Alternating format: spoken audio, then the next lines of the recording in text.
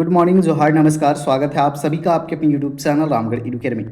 जेटेट 2026 की तैयारी जितने भी साथी कर रहे हैं मैथ साइंस ग्रुप के 6 to 8 के लिए, उन सभी साथियों से रिक्वेस्ट है वीडियो को पूरा देखिए। पूरा इसीलिए देखिए क्योंकि 2016 के विज्ञान में सभी पूछे हुए प्रश्नों को एक्सप्लेन करने वाले हैं, जिससे आपको जनरल आइडिया मिल जाएगा कि क्वेश्चन जो है 2016 में किस स्तर के आए हैं और हमें किस स्तर का तैयारी करना है।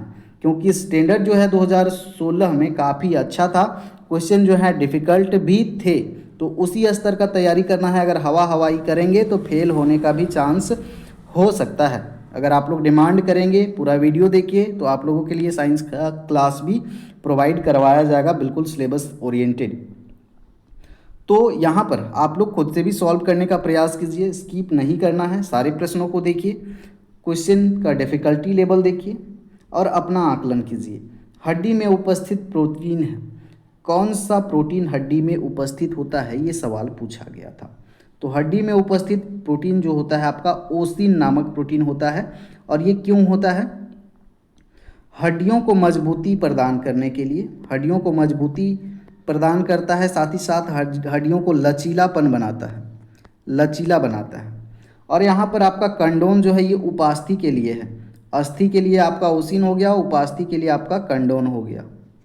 और यहाँ दो बच रहा है, एक्टिन और मायोसिन। ये होता है मांसपेशियों के लिए, मांसपेशियों के लिए होता है ये प्रोटीन, मांसपेशियों के लिए होता है, मांसपेशियों के संकुचन में ये मदद करता है। तो ये बात आप याद रखें। तो यहाँ पर हड्डी में उपस्थित प्रोटीन आपका ओसिन हो जाएगा करेक्ट। सिलिकॉन, सिलिकॉन और जर्मेनियम, अगर आप लोग साइंस मैथ्स के स्टूडेंट हैं तो पढ़े होंगे ज़रूर। सिलिकॉन और जर्मेनियम जो है आपके क्या हैं? सेमीकंडक्टर है, अर्धचालक है। जब हम लोग तापमान बढ़ाते हैं, टेम्परेचर बढ़ाते हैं या फिर डोपिंग करते हैं, डोपिंग करते हैं, तब क्या होता है? डोपिंग मतलब मिक्सचर है, इम्प्योरिटी मिक्स करते हैं इनमें, तो इनका जो है चालकता जो है, कंडक्टिविटी जो है वो क्या हो जाता है? बढ़ जाता है और ये चालक के जैसा बिहेव करने लगते हैं। सिलिकॉन और जर्मेनियम का यूज होता है साथियों चिप्स बनाने में, ट्रांजिस्टर बनाने में यूज किया जाता है। मुख्य रूप से ट्रांजिस्टर में अधिक उपयोग होता है, तो यहाँ पर अर्धचालक ये हो जाएगा। लवण को जल में मिलाने से क्या होगा? तो लवण को जब हम जल में मिलाएंगे तो क्वथनांक जो होता है बढ़ जाता है। अब यहाँ पर जोड़ा मिलाना है।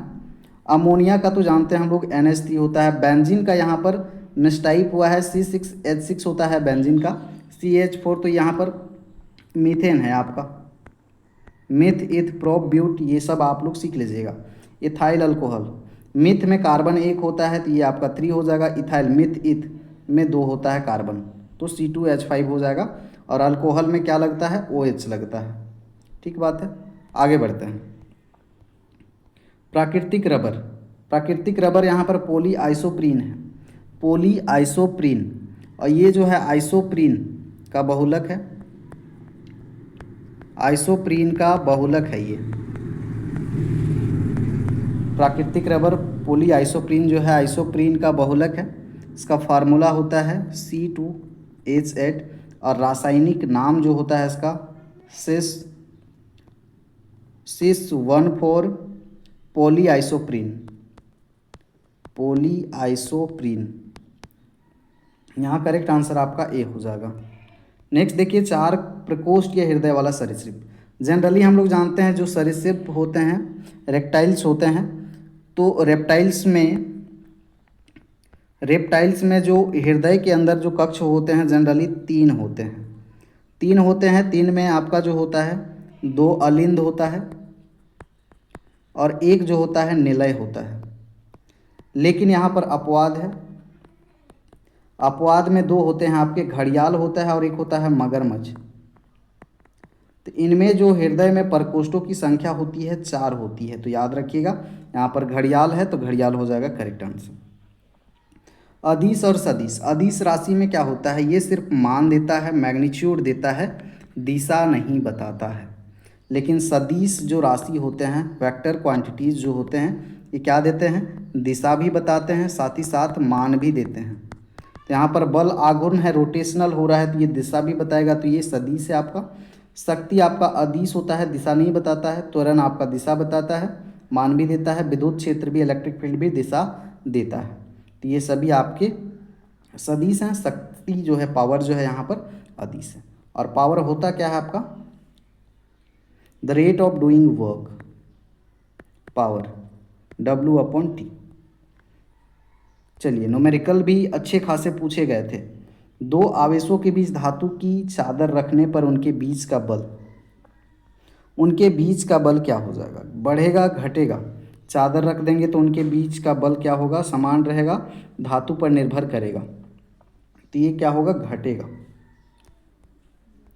नेक्स्ट, किसी चालक के आर पार विभवांतर दोगुना करने पर ताप उत्पादन की दर। अब ये फॉर्मूला आपको आना होगा, जो जूल्स लॉ है।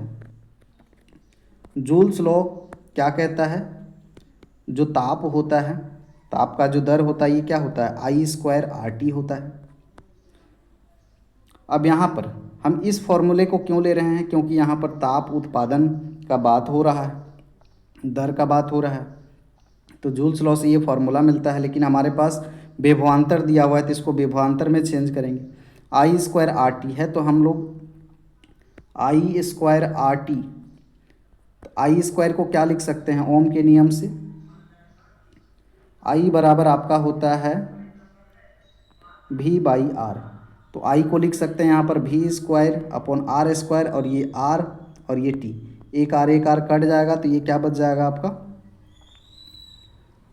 V²T/R। और ये किसके इक्वल हो जाएगा आपका? H के। तो ऐसा हम लोग क्यों इसको मॉडिफाई किए? क्योंकि यहाँ पर विभवांतर का बात हो रहा है, तो हम लोग विभवांतर से रिलेट करने के लिए इस फॉर्मूला को हम लोग बनाए। तो यहाँ पर क्या हो रहा है? H जो है आपका, ये डायरेक्टली प्रोपोर्शनल हो रहा है V² के, विभवांतर के। तो यहाँ पर कंडीशन क्या दिया हुआ है? विभवांतर 2 गुना करने पर ताप उत्पादन का दर क्या हो जाएगा?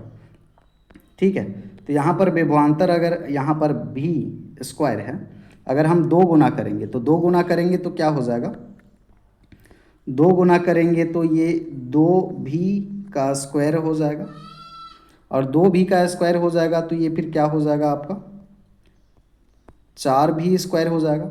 और जब हम रेशियो लेंगे इसका और इसका, तो यहाँ पर क्या हो जाएगा? ये V² कट जाएगा, और H' जो है क्या मिल जाएगा आपको? H' मिल जाएगा 4H, यानी कि 4 गुना हो जाएगा। ठीक है, तो यहाँ पर करेक्ट आंसर क्या हो जाएगा? 4 गुना हो जाएगा।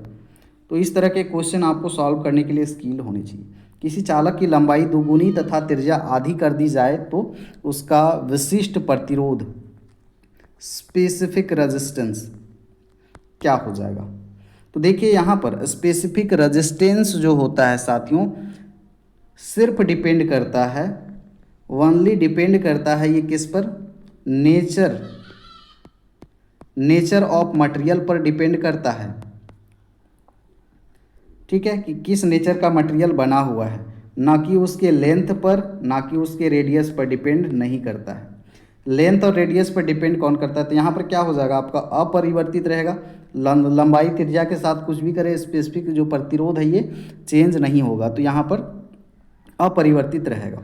लेकिन अगर फॉर्मूला से आप सोचेंगे कि आपका जो प्रतिरोध है ये डायरेक्टली प्रोपोर्शनल होता है लेंथ के, और इनवर्सली प्रोपोर्शनल होता है क्रॉस सेक्शनल एरिया के, और यहाँ से हम लोग प्रोपोर्शनलिटी हटाते हैं तो R इज इक्वल्स टू मिलता है ये रो, और ये L/A, और इसी रो को हम लोग क्या बोलते हैं? स्पेसिफिक रेजिस्टेंस, विशिष्ट प्रतिरोध इसी को बोलते हैं। और विशिष्ट प्रतिरोध बराबर RA/L हो जाएगा। अगर यहाँ से सोचेंगे कि ये स्पेसिफिक रेजिस्टेंस जो है एरिया और लेंथ पर डिपेंड करता है, तो ये डायरेक्टली डिपेंड नहीं करता है। अगर हम लोग बात करते रेजिस्टेंस का, तब लेंथ और एरिया पर डिपेंड करता है, तो इस फॉर्मूले पे नहीं जाना है आपको। और इसका SI यूनिट क्या हो जाएगा आप लोग ज़रूर बताएंगे, स्पेसिफिक रेजिस्टेंस का। ठीक है, आगे देखते हैं। आग का वलय स्थिर है। आग का वलय स्थित है, कहाँ पर स्थित है आग का वलय? तो आग का वलय आपको बताना है। Question number 101। तो आग का वलय आपका प्रशांत महासागर में स्थित है साथियों।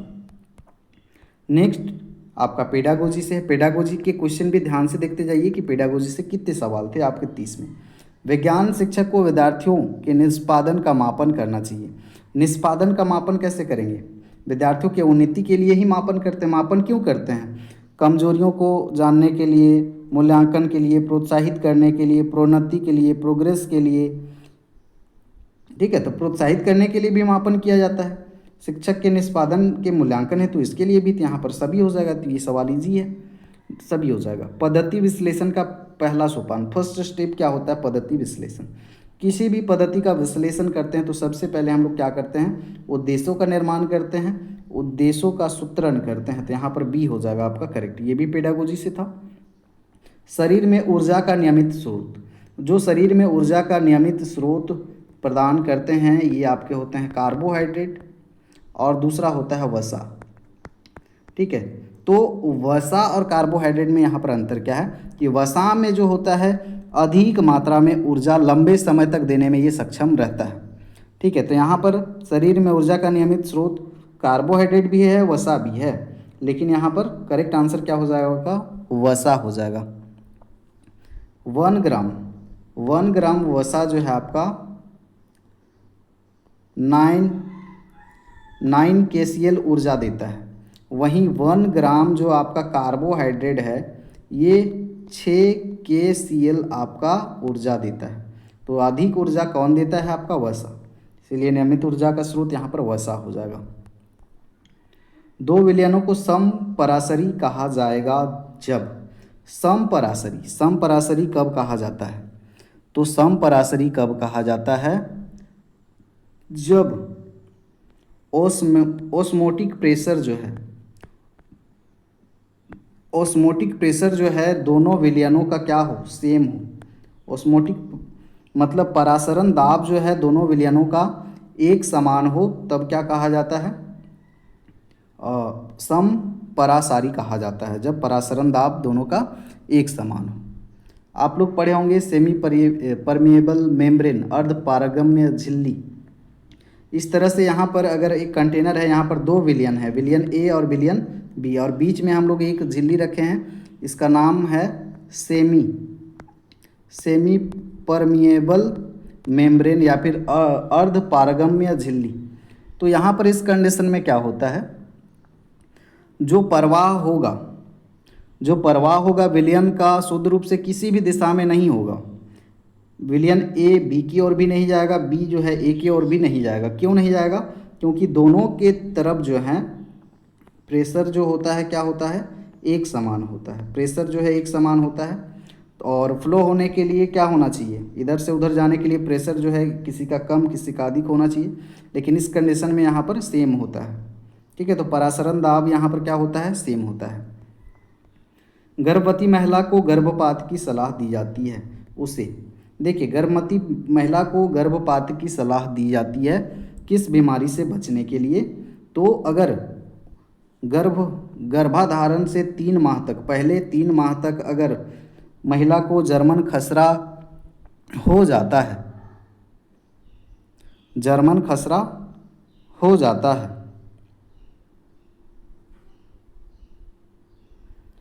तो क्या हो सकता है? जो बच्चा होगा, बच्चा में CRS कंजेनिटल रूबेला सिंड्रोम एक गंभीर बीमारी है जिसका खतरा हो सकता है, जिसमें बच्चे में मानसिक समस्याएं हो सकती हैं, बच्चा अंधापन का शिकार हो सकता है, बच्चे में बहरापन आ सकता है, बच्चे में हृदय रोग आ सकता है। मतलब बच्चा जो पैदा होगा उसमें गंभीर समस्याएं हो सकती हैं। इसीलिए अगर जर्मन खसरा हो जाता है तो सुझाव दिया जाता है कि आप क्या करवा लें? गर्भपात करवा लें। ठीक है, तो यहाँ पर डी हो जाएगा आपका। शक्ति की SI मात्रक है। शक्ति अभी आपको पढ़ा है, पावर जो है आपका W/T होता है। ठीक है, तो वर्क का क्या होता है आपका?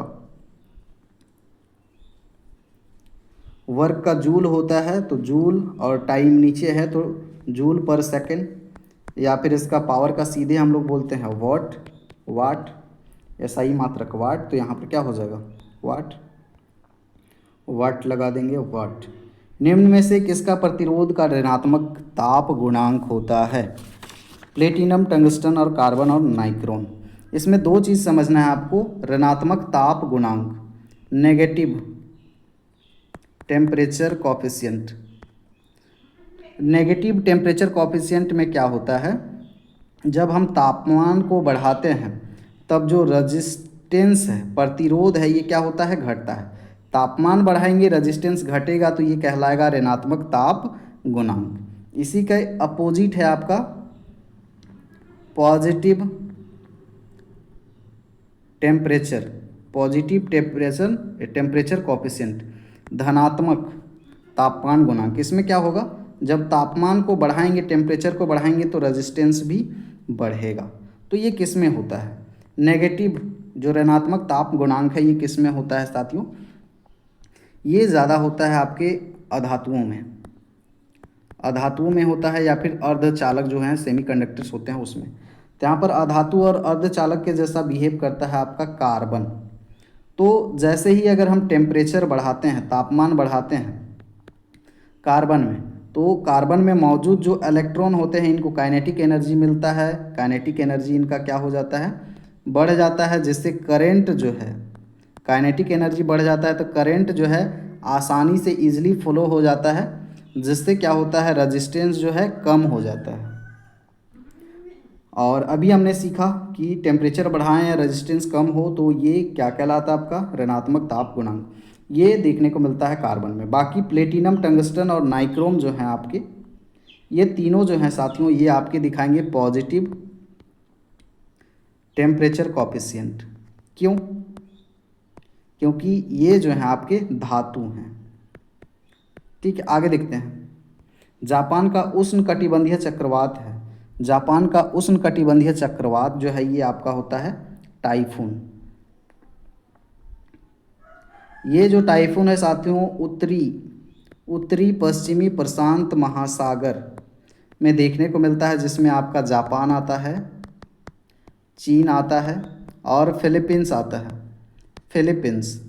ठीक है, यहाँ पर एक और है हरिकेन। तो हरिकेन जो है अंटलांटिका महासागर, साथ ही साथ उत्तर पूरब प्रशांत महासागर में देखने को मिलता है, और ये देखने को मिलता है अमेरिका में। उसी तरह से विली विली जो है आपको ऑस्ट्रेलिया में देखने को मिलता है, और साइक्लोन जो है आपको हिंद महासागर में देखने को मिलता है, हिंद महासागर, जो कि आपका कहाँ, भारत में देखने को मिलता है। ठीक है, आगे देखिए। पाठ्यक्रम विकसित होता है, ये आपका पेडागोजी से पाठ्यक्रम कैसे विकसित करते हैं, करिकुलम, शैक्षिक दृष्टिकोण, शिशु विकास दृष्टिकोण, राष्ट्र विकास दृष्टिकोण, ये सभी को ध्यान में रखा जाता है, सभी हो जाएगा। अपमार्जक के सामान्य समूह है, अपमार्जक के सामान्य समूह यहाँ पर RC12H25SO4Na हो जाएगा, और यहाँ पर आपका जो RCOONA जो है ये किसका अपमार्जक, ये किसका समूह का है, ये सॉप का है, ये सॉप का है, और ये आपका डिटर्जेंट का। दोनों याद रखिए, साबुन सोप से भी पूछा जाता है। डिटोल में उपस्थित प्रतिरोधी है। अब जो सोचेंगे नहीं उस तरह के सवाल पूछे जाते हैं। तो डिटोल जो होता है मिश्रण होता है आपका क्लोरोजाइनेलोन, साथ ही साथ टर्पिनोल, ये दोनों का मिश्रण होता है। तो इसमें क्लोरोजाइलेनोल ऑप्शन में है आपका। ये क्या काम करता है, जो घाव होते हैं, घाव को ठीक करने का काम करता है, साथ ही साथ जो संक्रमण होते हैं उनको रोकने का काम करता है। तो यहाँ पर आपका क्लोरोजाइलेनोल हो जाएगा करेक्ट आंसर बी। प्रोकैरियोट किस जगत के अंतर्गत आता है। अब 5 तरह से विभाजित किया गया है। प्रोकैरियोट में आपके आते हैं मोनेरा जगत, मोनेरा जगत। चलिए आगे देखिए। फाइकोलॉजी का अध्ययन, फाइकोलॉजी का अध्ययन, फाइकोलॉजी में अध्ययन करते हैं हम लोग शैवाल का, फाइकोलॉजी में अध्ययन करते हैं शैवाल का। कवक का अध्ययन जो फंगी का स्टडी होता है, फंगी के अध्ययन को क्या कहते हैं हम लोग, माइकोलॉजी। ठीक है, आगे देखते हैं। अब ये सवाल देखिए, फिजिक्स का है। 1 kg द्रव्यमान की वस्तु पर 25 न्यूटन और 16 न्यूटन बल लग रहा है, तो न्यूनतम त्वरण जो मिनिमम एक्सेलरेशन होगा, ये सवाल पूछा गया है। तो मिनिमम, मैक्सिमम, अच्छा यहाँ पर आप बताइए, त्वरण जो है, एक्सेलेरेशन जो है, मैक्सिमम कब होगा और मिनिमम कब होगा, आप लोग कमेंट में बताइए। तो त्वरण जो है यहाँ पर न्यूनतम होने के लिए क्योंकि फोर्स जो है क्या होता है, F is equals to ma होता है, तो फोर्स डायरेक्टली यहाँ पर क्या करता है, डिपेंड करता है त्वरण पर। तो अगर न्यूनतम त्वरण होगा तो बल भी क्या होगा, न्यूनतम होगा, क्योंकि डायरेक्टली यहाँ पर प्रोपोर्शनल है। अगर त्वरण अगर कम होगा तो बल भी कम होगा। तो यहाँ पर दो बल लग रहे हैं तो बल कब होगा, कम।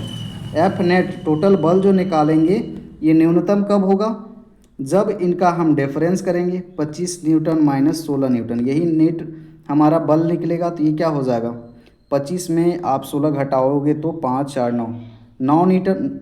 और यहाँ पर अधिकतम बोलता तो दोनों को जोड़ देते, 25 और 16 जोड़ देते, लेकिन न्यूनतम बोला है तो यहाँ पर 9 न्यूटन बल लग गया।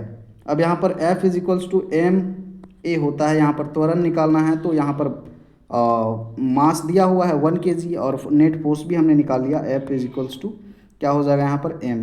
तो ये F दिया हुआ है आपका कितना, अभी हमने निकाला है 9 और मास दिया हुआ 1, तो ये क्या हो जाएगा 9 हो जाएगा, 9 मीटर पर सेकंड स्क्वायर।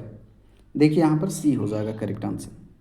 नेक्स्ट सवाल, दो समान द्रव्यमान वाले कणों के संवेग का अनुपात 2:3 है, उसकी गतिज ऊर्जा का अनुपात क्या होगा। ये बड़ा ही अच्छा सवाल है और ये स्टैंडर्ड लेवल का सवाल है। अगर इस सवाल को आप लोग कर ले रहे हैं इजली तो समझिए कि आपकी तैयारी सही दिशा में चल रही है। ठीक है, तो यहाँ पर संवेग का अनुपात हमें दिया हुआ है और गतिज ऊर्जा का अनुपात निकालना है। तो हम लोग गतिज ऊर्जा जानते हैं साथियों, काइनेटिक एनर्जी क्या होता है, हाफ mv² होता है। अब हाफ mv² तो होता है, लेकिन यहाँ पर देखिए संवेग का अनुपात दिया हुआ है, मतलब काइनेटिक एनर्जी का जो फॉर्मूला है इसको संवेग के रूप में हमें चेंज करना है। तो काइनेटिक एनर्जी के फॉर्मूले को चेंज करते हैं तो क्या मिलता है, p²/2m। तो ये भी आपको याद रखना, ये भी काइनेटिक एनर्जी है। चेंज कैसे करते हैं, आपका काइनेटिक एनर्जी हाफ mv² होता है, तो p यानी कि संवेग के टर्म में हमें इसको चेंज करना है। और हम लोग जानते हैं संवेग क्या होता है, mv होता है।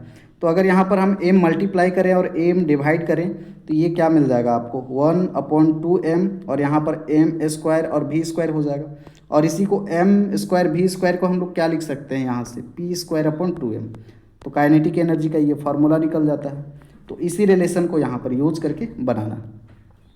ठीक है, तो यहाँ पर अनुपात दिया हुआ है, तो काइनेटिक एनर्जी का अनुपात दिया हुआ है तो हम लोग निकाल लेते हैं। दो यहाँ पर समान द्रव्यमान है तो काइनेटिक एनर्जी हम पहले का लेते हैं और काइनेटिक एनर्जी दूसरे का लेते हैं, दूसरे द्रव्यमान का। ठीक है, तो E1 E2 कर दिए हैं और दोनों का रेशियो ले लिए हैं। तो ये क्या हो जाएगा, ये फॉर्मूला होता है p²/2m। तो p² अगर करेंगे हम तो यहाँ पर क्या हो जाएगा, 2 है तो 2²/2m।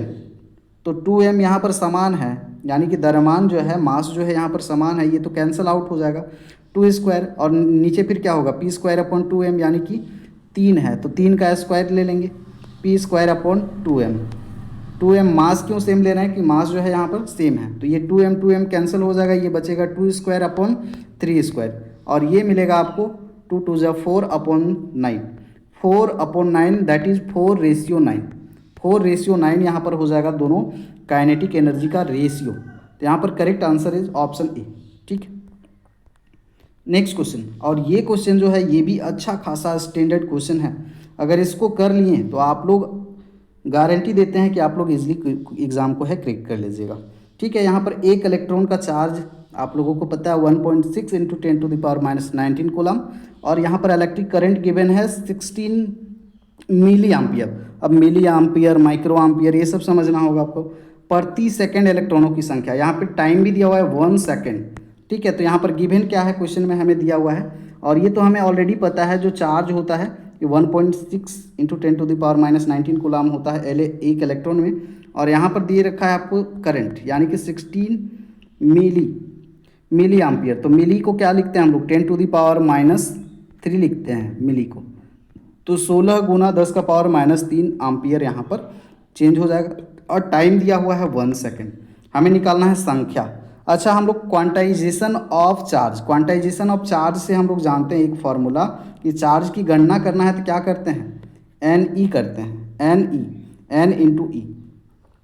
और यहाँ से संख्या n जो होता है क्या होता है आपका, संख्या होता है n इज इक्वल टू होता है q अपॉन ई। तो ये फॉर्मूला बन जाता है।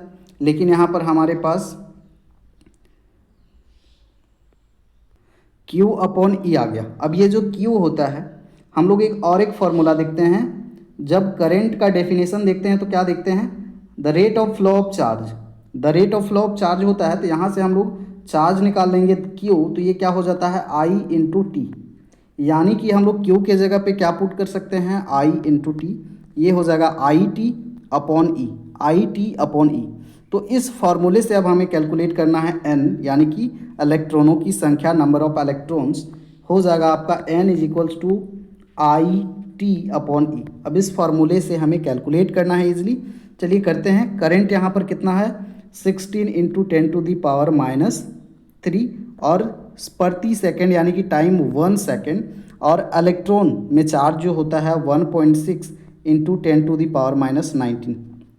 ठीक है, तो यहाँ पर 16 को 1.6 से डिवाइड करेंगे तो हमें मिलेगा क्या, 10 मिलेगा, इनटू ऊपर में 10 का पावर -3 है और नीचे है 10 का पावर -19। ये ऊपर जाएगा तो +19 हो जाएगा, +19 हो जाएगा। और उसके बाद में 19 में फिर 3, ये माइनस में, ये प्लस में, ये माइनस में, ये कट जाएगा तो क्या बचेगा आपका 10 का पावर 16। और यहाँ से इसको इसी में ले लेंगे तो क्या हो जाएगा 10 का पावर 16 और 1 17। मतलब यहाँ पर बी हो जाएगा करेक्ट आंसर। ठीक है, आगे देखिए। संकटापन्न प्रजातियों के जर्म प्लाज्म का संरक्षण किया जाता है। जो संकटापन्न प्रजातियाँ हैं इनका संरक्षण, इनको बहुत ही कम टेम्परेचर में, कम तापमान में इनको संरक्षित किया जाता है। और कहाँ पर किया जाता है, जीन बैंक में, जीन बैंक में किया जाता है। ठीक बात है, जीन बैंक में किया जाता है। इसको क्या कहते हैं हम लोग, एक सेटू कंजर्वेशन।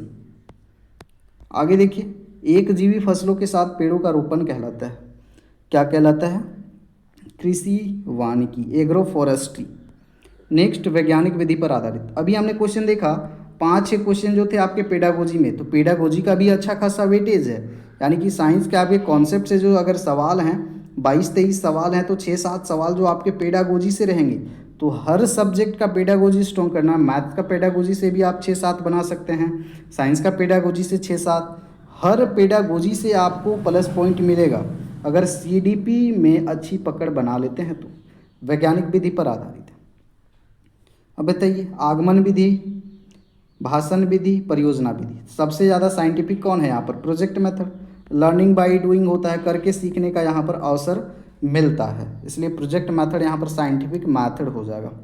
तो ये हमने 2016 में जितने भी PYQs पूछे गए थे Jharkhand teacher ability test math science 6 to 8 के लिए, उनको कवर किया है। अब आप लोग कमेंट सेक्शन में लिखिए कितने क्वेश्चन आपने अटेम्प्ट किया, कैसा रहा।